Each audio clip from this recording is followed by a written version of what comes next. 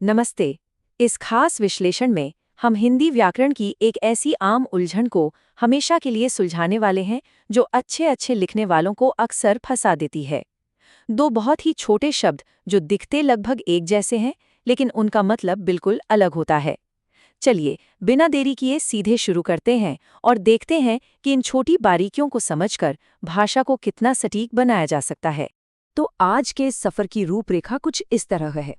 पहले एक आम उलझन पर बात होगी, फिर मैं का सही उपयोग और उसके उदाहरण, उसके बाद मैं का उपयोग और उसके उदाहरण, और अंत में दोनों के बीच का मुख्य अंतर। चलिए आगे बढ़ते हैं। पहला भाग, एक आम उलझन। अब अक्सर इन दो शब्दों में उलझन इसलिए होती है क्योंकि लिखते समय ये बहुत हद तक एक जैसे दिखते हैं, लेकिन विजुअल अंतर बिल्कुल साफ है।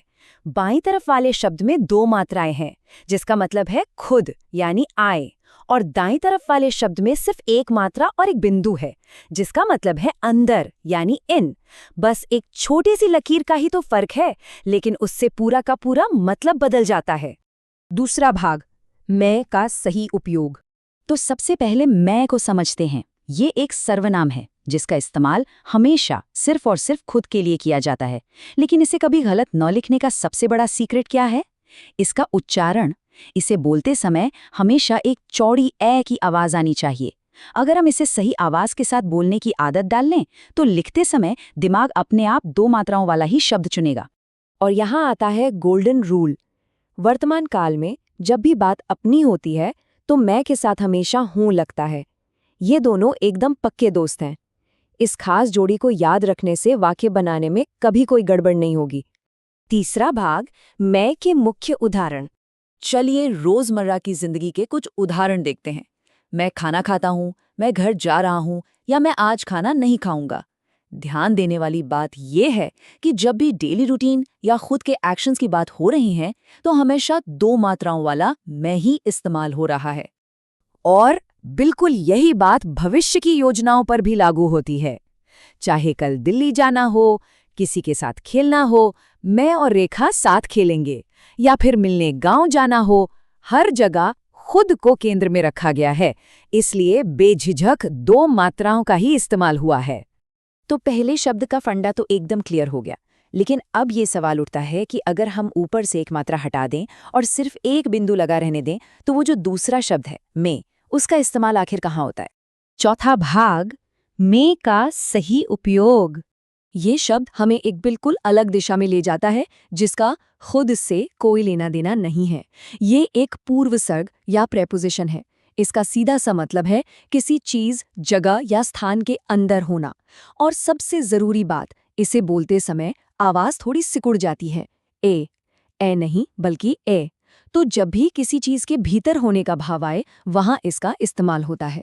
पांचवा भाग, मैं के मुख्य उदाहरण। आइए इसे कुछ उदाहरणों से समझते हैं। मैंने दाल में नमक डाल दिया, ग्लास में कुछ गिर गया है, या घर में कोई घुस गया है। इन सभी वाक्यों में कोई ना कोई चीज या इंसान किसी दूसरी चीज के अंदर जा रहा है या मौजूद है। दाल के अंदर नमक, ग्लास के अंदर कुछ गिरना, तो यहाँ एक मात्रा और बिंदु वाला शब्द ही एकदम फिट बैठता है। बिल्कुल इसी तरह जगहों या लोकेशंस के लिए भी यही नियम काम करता है। कल मुझे बाजार में केशव मिला, दिल्ली में लाल किला है, मेरा घर मुंबई में है, या मेरी दादी जम्मू में रहती हैं।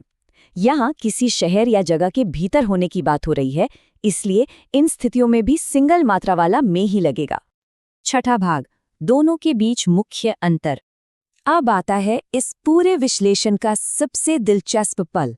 एक वाक्य लेते हैं, मैं कार में बैठा हूं। ये सच में सारे डाउट्स क्लियर कर देता है, क्योंकि एक ही वाक्य में हमारे दोनों शब्द आ गए।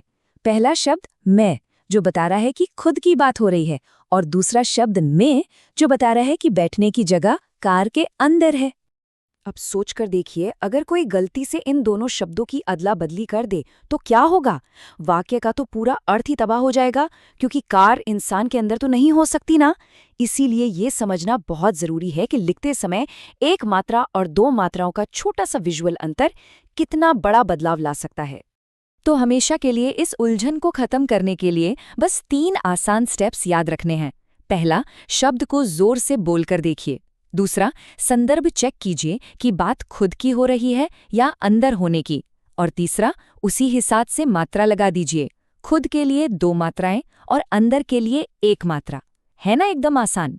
तो आज के इस विश्लेषण को यहीं विराम देते हैं, लेकिन जाते जाते एक दिलचस्प सवाल छोड़ते हैं।